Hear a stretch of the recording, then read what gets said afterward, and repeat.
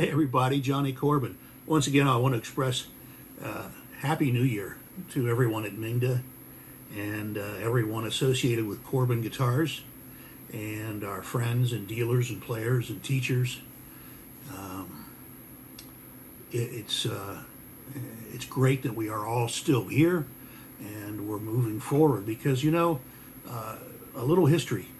In difficult times in America, music has continued to be good, and in good times, music is good. People want to be entertained, and they also want to entertain themselves. So I have two previous teachers that have since passed, but they'd become good friends, and I knew their story, and both of them shared with me that during the Great Depression of the 1930s, early 1930s here in America, they were players. They were young kids, but they were playing music. And they made some of the best livings they ever made at that time.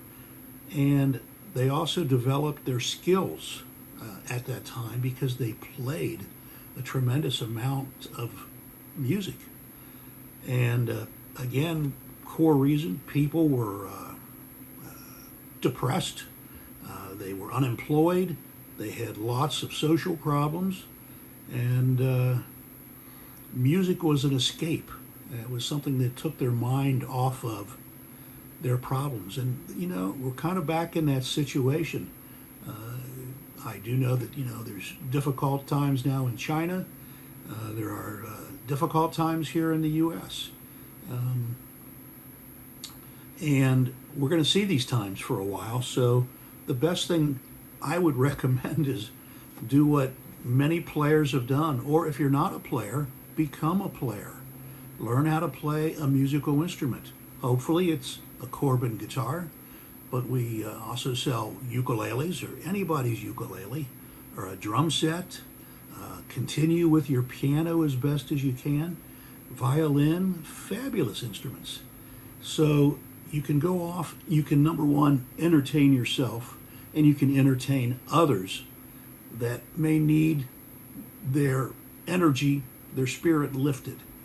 They need an escape from the difficulties of the day.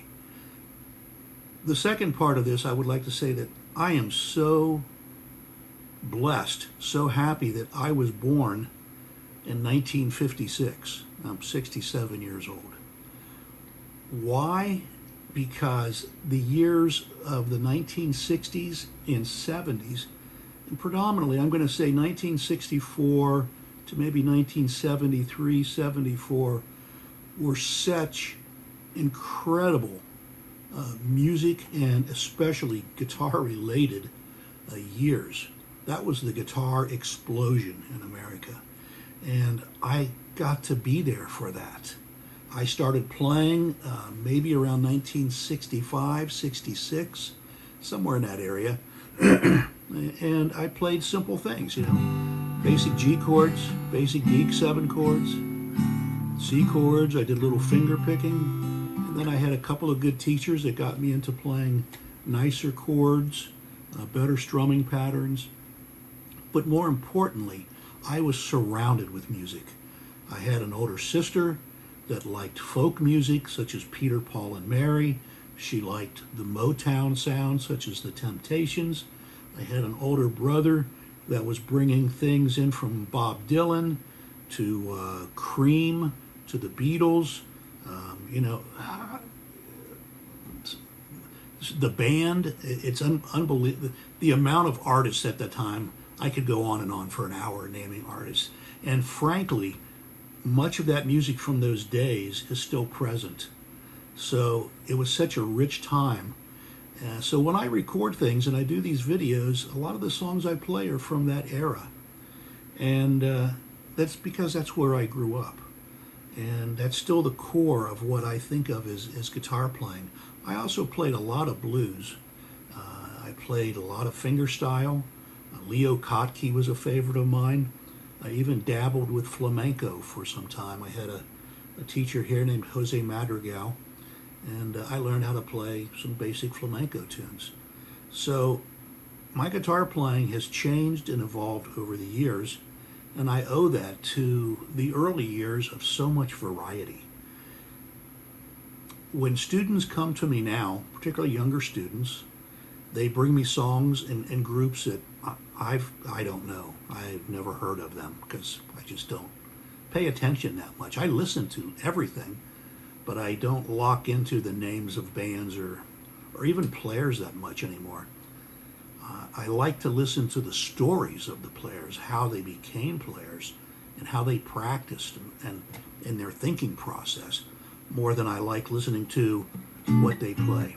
So anyway, I'm getting too long here, but my recommendation is listen to as many things as you can, listen to as many styles as you can. I started to say when people bring in new songs now, and I listen to them, this is very important. I listen to these songs and I say, you know, this is the same song from 1972 by this artist. In other words, music just keeps repeating itself, which is a great thing. I can now turn on a Green Day song or pull up a Green Day song, and I can play right along with it because it's the same formula or a lot of the same, I call them words instead of chords, because to me, music is a language. And my cat seems to think the same. I'm not sure if you just heard Eddie. But so I just recommend learn as much as you can from as many people as you can, and don't shut yourself off to one style. More importantly, play for enjoyment, play to help other people. In the 60s and 70s, the guitar was an instrument of, how do I say this? It was an instrument of communication. So many songs were written about what was going on at the time, politically, environmentally, financially, socially. It was a great way to share messages. I know things are possibly different in your home, but those things can still be done, and sometimes they can even be done just by playing the guitar in different styles. Happy styles, sad styles, aggressive sounding styles, soothing sounding. So anyway, Happy New Year, everybody. I'm sending over a few more tunes. If you enjoy these, please let Gerhardt know. If I can do anything to improve them, other than talk less, let me know. Happy New Year. Have a safe and prosperous and healthy New Year. Thank you, everybody.